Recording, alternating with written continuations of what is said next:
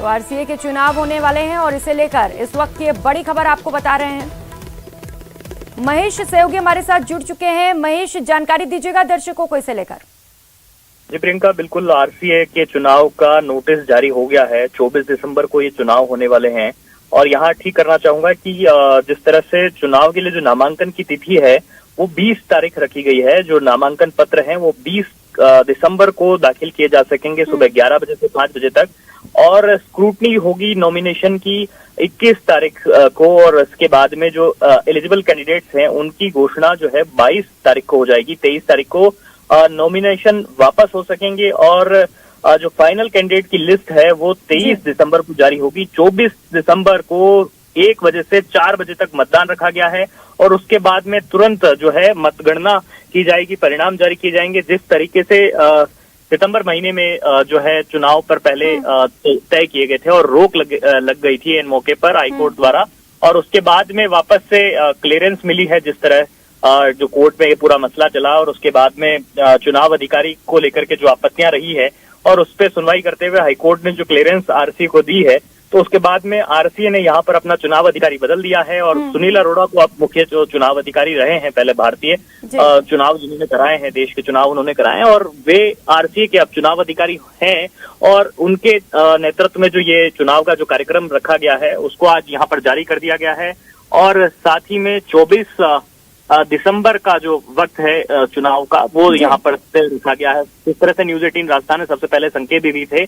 हमने बताया था कि दिसंबर के अंतिम सप्ताह में जो है आरसी जो अपने चुनाव की कवायद है वो फिर से शुरू कर रहा है, और आज ये 24 तारीख की जो घोषणा है वो यहाँ पर कर दी गई है। चुनाव के लिए जो नोटिस है वो यहाँ पर जारी कर दिया गया है।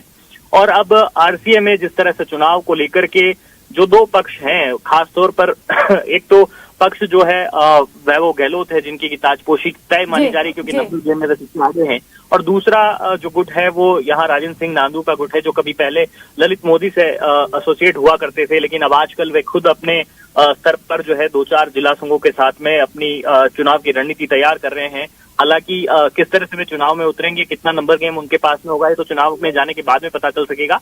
लेकिन फिलहाल जिस तरह से नंबर गेम की अगर बात करते तो वैभव गहलोत की ताजपोशी भी आप अभी से तय मान सकते हैं अगर इस तरह के चुनाव में कोई कहीं रुकावट नहीं रही, क्योंकि पिछली बार जिस तरह से रुकावट एन मौके पर सामने आई थी, मतदान होने वाला था और उससे पहले ही एक दिन पहले चुनाव पर रोक लगा दी गई थी हाईकोर्ट की सिंगल बेंच के द्वारा।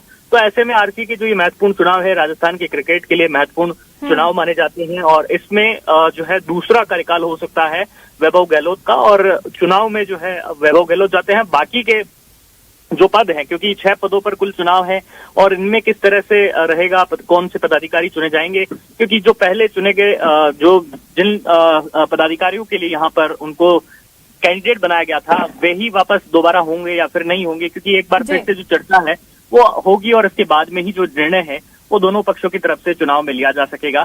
तो फिलहाल ये देखने वाली बात रहेगी। रोचकता इस बात में भी रहेगी कि चुनाव के अंदर अध्यक्ष के अलावा जो बाकी के पद रहते हैं उन पर कौन यहाँ पर अपना कब्जा जमाने में जो है यहाँ पर सफलता हासिल करता है, कौन इन चुनाव में बाजी मार पाता है। जी बिल्कुल महेश, ये देखने वाली बात होगी और दिन भी बहुत ज्यादा नहीं रह गए हैं। 24 को अब चुनाव होंगे और उसके बाद तस्वीरें साफ हो जाएंगी। बहुत शुक्रिया आपका इन तमाम जानकारियों के लिए।